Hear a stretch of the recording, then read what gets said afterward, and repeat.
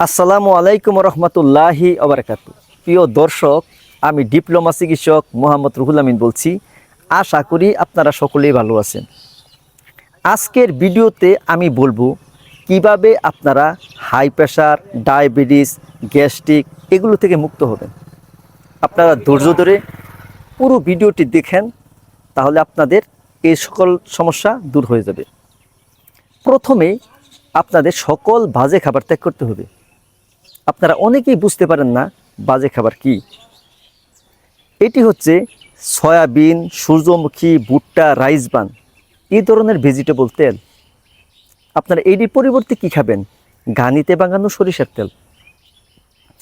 আপনারা চিনি, গুড়, সকল ধরনের কোমল পানীয় এগুলো পরিহার করবেন।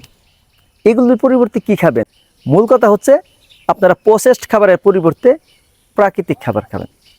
যাদের ডায়াবেটিস আছে তারা সাময়িক সময়ের জন্য মধু বিরত রাখবেন। তারপর বিস্কুট, চানাচুর, রুটি, কেক, সিঙ্গারা, সমোসা, ফুচকা, চটপটি, বেলপুরি, ঝালমুড়ি, মিষ্টি, হোটেলের খাবার, দোকানের খাবার এগুলো আপনারা পরিহার করবেন। আপনারা খাবেন কি? আপনারা খাবেন আল্লাহর দেওয়া প্রাকৃতিক খাবার, যেমন সকল ধরনের শাকসবজি, মাছ, মাংস, ডিম, বাদাম, এই ধরনের খাবার খাবেন। আপনি যখন সবজি দিয়ে মাছ, সবজি দিয়ে মাংস, সবজি দিয়ে বাদাম, সবজি দিয়ে ডিম এই ধরনের খাবার খাবেন, অবশ্যই দেশি মুরগি ডিম হতে হবে। তখন আপনাদের 1 থেকে 2 সপ্তাহের মধ্যেই আপনাদের ক্ষুধা কমে যাবে। যখন আপনাদের ক্ষুধা কমে যাবে তখন আপনারা রোজা রাখবেন, কারণ তখন ফ্যাট আপনার বার্ন হচ্ছে। আপনারা যেদিন রোজা রাখবেন অবশ্যই পিংসল মিশানো পানি খাবেন এবং ডাবের পানি খাবেন।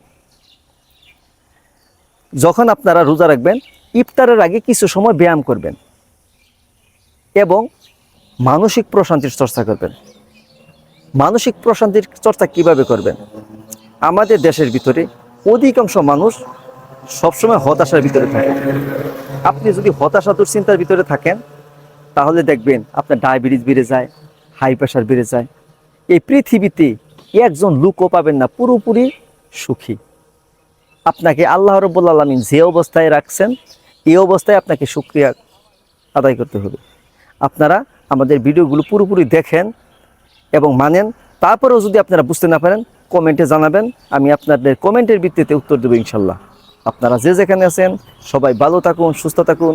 আসসালামু আলাইকুম রহমতুল্লাহি ওয়া বারাকাতুহু।